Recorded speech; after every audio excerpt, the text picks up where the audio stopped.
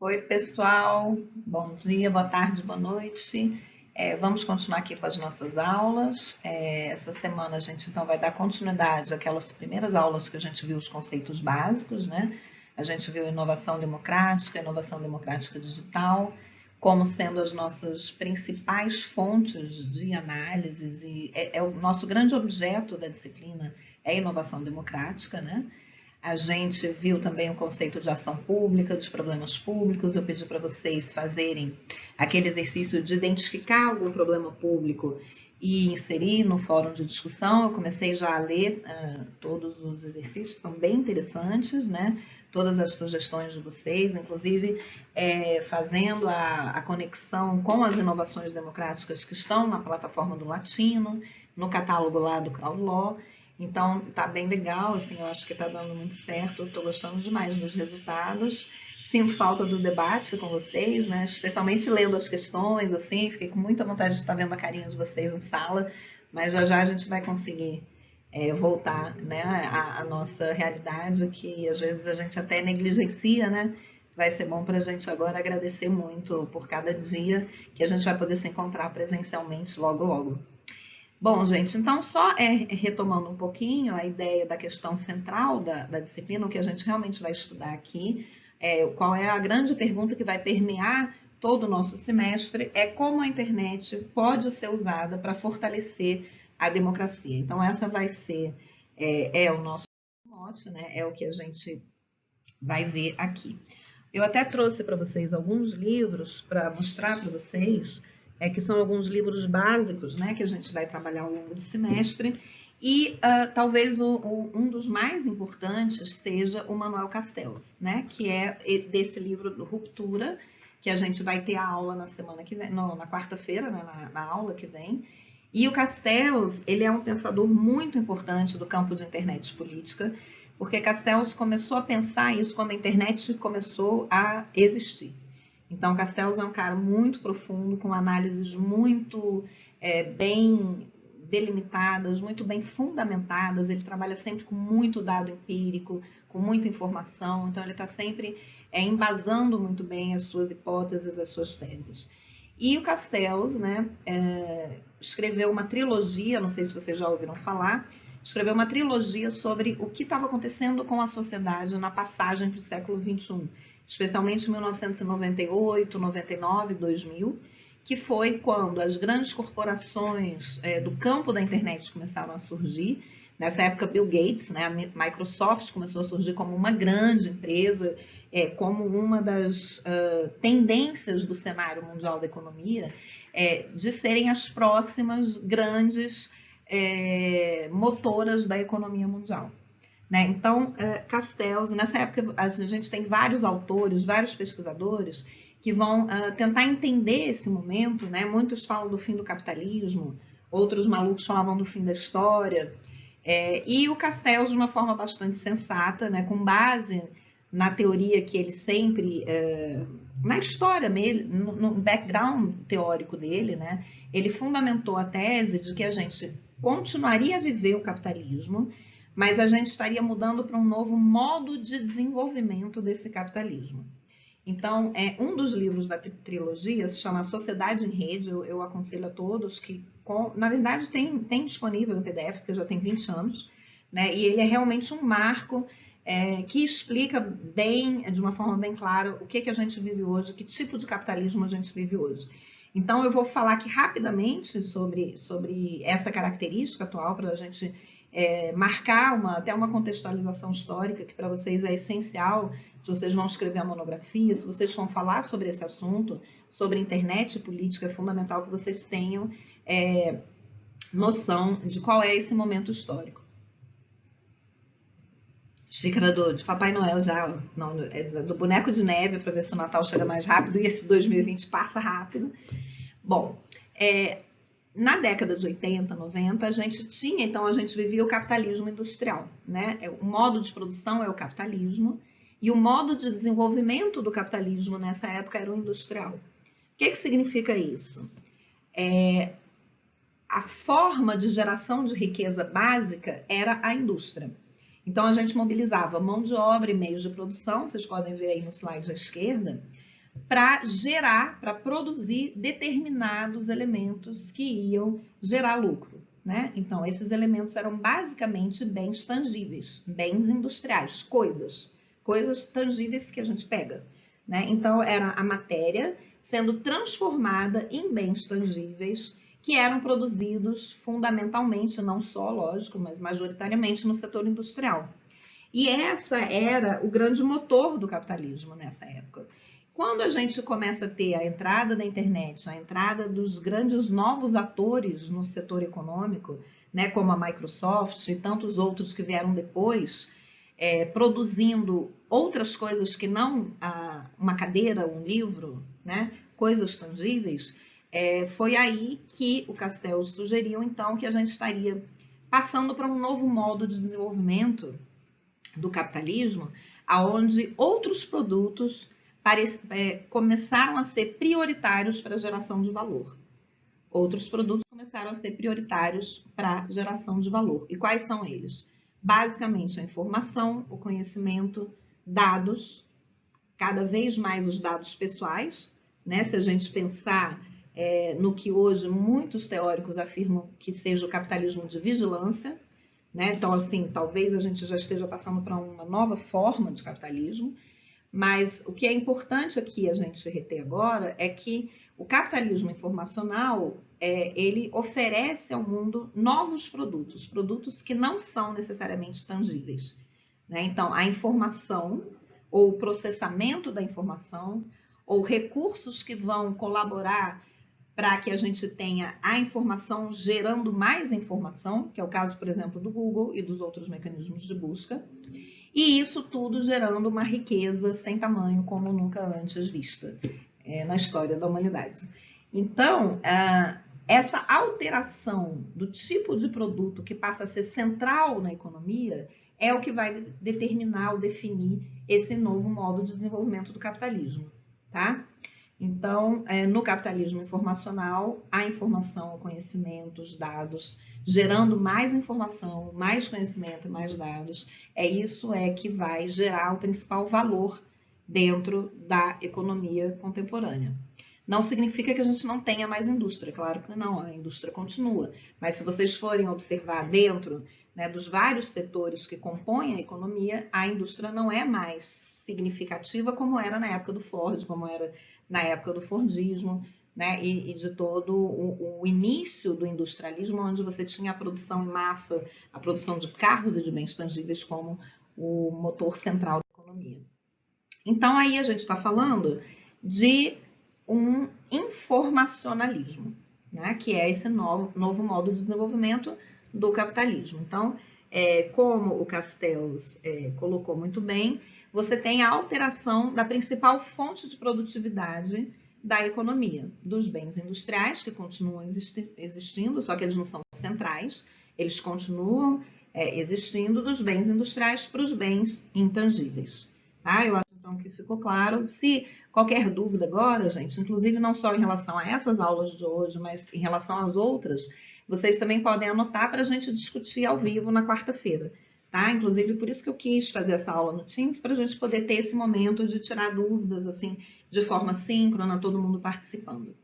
Então, o que a gente tem hoje na sociedade em rede, né, que inclusive é o título do livro do Castells, é que a gente tem uma retroalimentação entre os recursos tecnológicos, representados basicamente pelas tecnologias da informação e comunicação, e as práticas políticas, né? Então, essa retroalimentação no sentido de uma interdependência vai alimentar as relações de poder e contrapoder. Quem já teve aula comigo sabe que eu gosto muito dessa dualidade, né? A gente sempre trabalha com o poder e o contrapoder. A gente está sempre pensando como as estratégias de grupos hegemônicos que estão no poder atuam, como elas são exercidas e como elas existem e acontecem, mas também como as estratégias de contrapoder também estão sempre presentes, alterando, modificando a nossa realidade política e configurando e desenhando a nossa sociedade. Então, gente, quando eu uso o termo tecnopolítica, governança tecnopolítica, quando eu falo dessa retroalimentação entre tecnologia e política, eu estou dizendo que são elementos indissociáveis. Né? Eu estou dizendo que não tem como a gente dizer que... não tem como, na verdade, a gente pensar hoje em política totalmente à parte do contexto tecnológico. Se a gente pensar, inclusive, o próprio conceito de governo eletrônico, que depois passou para uma nova fase, que seria da governança digital, e hoje, inclusive, estão tentando implementar um outro conceito, que é o do governo digital. Ao longo de todo esse processo, a gente observa que as tecnologias elas foram sendo introduzidas em determinadas práticas governamentais. Na governança digital, essa interdependência entre tecnologia e política foi ficando cada vez mais forte. E hoje em dia é praticamente impossível a gente pensar numa governança que não seja tecnopolítica. Né? Até no momento do auxílio emergencial, esse ano, a gente precisou ter o conhecimento básico dos cidadãos para com as tecnologias, para poder pedir o auxílio, para poder ter acesso ao aplicativo. Né? Então, a governança tecnopolítica hoje é um fato. Então, não existe uma indissociabilidade. O próprio Castells coloca, nesse livro mesmo da Sociedade em Rede, que a tecnologia é a sociedade, né? E também vice-versa, né? A sociedade também é a tecnologia, e uma não pode ser representada ou compreendida sem a outra, né? Então, a história da tecnologia é a história da humanidade e vice-versa. Bom, o Castells tem muitos livros, tem essa trilogia que eu sugiro, recomendo fortissimamente, especialmente a Sociedade em Rede. Depois ele tem alguns livros onde ele começou a mapear essas estratégias de contrapoder utilizando a internet, eu vou falar um pouquinho disso agora. Em 2009 ele escreveu um livro incrível que é esse aqui, O Poder da Comunicação, que eu também indico para quem gosta dessa área de internet política, que é fundamental. E em 2005, num dos livros dele que está lá na UNB, por isso eu não vou mostrar para vocês, ele escreveu um que se chama Redes de Indignação e Esperança, onde ele fez a análise desses movimentos sociais e pensou o papel do Estado hoje. Né? Então, mesmo que existam essas estratégias de poder e contrapoder, o Estado-nação ainda desempenha um papel fundamental e central dentro da organização das forças sociais, né? Porque dependendo de como o Estado age, ele vai privilegiar determinadas forças políticas ou outras. E isso vai determinar também o desenho dessas lutas e dessas relações de poder e contra-poder. Então é isso que a gente vai trabalhar aqui a todo momento, são essas várias forças, é a reflexão sobre essas várias forças e como é que elas vão construindo o processo histórico.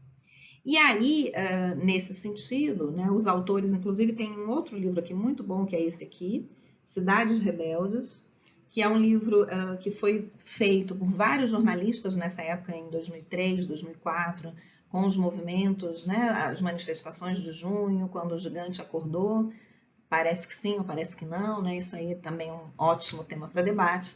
Mas tudo começou com o movimento Passe Livre, por causa daquela tentativa de aumento das passagens em São Paulo. E a partir daí você tem um estouro de movimentos e de estratégias contra-hegemônicas, estratégias de contrapoder. Então, muitos pesquisadores dessa área, né, inclusive o Castells, começaram a pensar qual é o papel da internet nesses movimentos sociais. O que a internet fez, contribuiu para que essas explosões acontecessem da forma como aconteceram, né, e produzissem os efeitos e os resultados que de fato produziram. Então, aí a gente tem um exemplo em 2010 na França. O governo francês estava querendo aumentar a idade mínima para aposentadoria, né, passar de 60 anos para 62. Os jovens, inclusive, vocês podem reparar que nessas manifestações aí tem muita gente nova, né, que não seria afetada diretamente pela aposentadoria ou por essa mudança, mas com certeza em algum momento acabariam sendo afetados. E todo o movimento foi organizado pela internet e virou um movimento gigante. E, na verdade, no final, eles conseguiram que não houvesse a reforma. Foi uma coisa bastante intensa, né, com uns resultados bastante efetivos no sentido de barrar uma reforma que iria afetar e iria prejudicar os cidadãos. Um outro exemplo, né, de um movimento que é estudado também bastante como uma estratégia contra-hegemônica foi o que aconteceu na Tunísia. Não sei se vocês tiveram acesso a essa história, se vocês conhecem, mas em 2011 a Tunísia tinha uma ditadura já de mais de 2 décadas, apesar de ter pessoas já formadas na graduação, então o nível de educação da maioria das pessoas era alto, mas não tinha emprego. E isso tudo envolvendo vários escândalos de corrupção também, porque o Ben Ali, o ditador, ele era um cara que estava governando de uma forma autocrática, com a família toda no poder, então envolvendo uma série de denúncias de corrupção, a população já estava bastante descontente. E o que aconteceu foi que uma pessoa, um graduado em economia, inclusive, sem emprego, ele estava com um carrinho vendendo frutas e legumes na praça, sem ter a licença para isso. E aí, um belo dia, chegou a polícia e pegou o carrinho, porque ele não tinha licença, confiscou todos os produtos que ele ia vender, e ele, num gesto de desespero completo, ele ateou fogo nele e alguém filmou. Né? Então, foi uma cena bárbara que assim, rodou o mundo em poucas horas, né? E essa cena fez com que a população tunisiana, em todas as cidades, não só Tunis, mas que todos se mobilizaram pedindo o fim daquele governo e conseguiram, em menos de um mês, acabou a ditadura. É claro que depois outras coisas aconteceram, né? Porque tudo é um processo, né? A vitória ela nunca está garantida, a gente está sempre lutando. Mas o que acontece, que foi muito interessante, é que graças aos recursos tecnológicos, essa luta deles lá teve uma repercussão rápida e pegou muitas organizações de vários lugares do mundo, né? E isso pressionou politicamente para a derrocada da ditadura lá. Então, é claro que não é determinante, né? Mas contribui para uma série de características dessa história. Uma delas é a rapidez com que esse movimento social ganhou. Né? Então, em menos de um mês, eles desmontaram o governo da Tunísia, que já estava no poder há 23 anos. Então, é muito interessante a gente observar quais são essas relações. Aqui no Brasil, os protestos de 2013, aí essa foto é muito linda, histórica, eu acho, né? Apesar de eu achar que é o gigante, acho que ele voltou a dormir, mas a gente pode discutir isso depois, em outros momentos. Mas é que aqui no Brasil você também tem essa relação da internet com a política efetiva, né? Dos movimentos que são planejados nas mídias sociais, na internet, no Facebook, etc. E eles são, ao mesmo tempo que planejados, executados presencialmente, as pessoas vão às ruas e é tudo combinado, né? Não existe assim, os movimentos sociais agora são na internet ou agora eles deixam de ser. É tudo uma combinação, é uma interdependência e uma retroalimentação. E isso aconteceu também aqui no Brasil. Aqui é uma foto que eu também acho histórica, linda, que são os manifestantes que subiram no Congresso naquele momento realmente de revolta e de busca por mudança.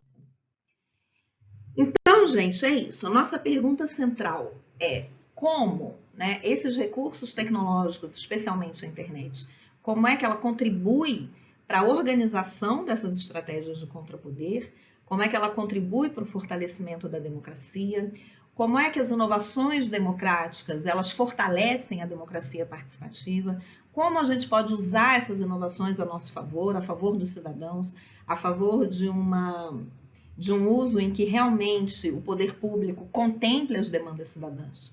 Né? Não é uma pergunta central, são várias, como vocês podem ver. Então, são várias perguntas que a gente vai conversar a respeito aqui ao longo do semestre. Então, eu vou fazer esse intervalinho aqui, começo já já, porque eu acho que é interessante para vocês a gente ter vários vídeos curtos, porque fica mais fácil de vocês baixarem, assistirem depois. Então, eu volto já.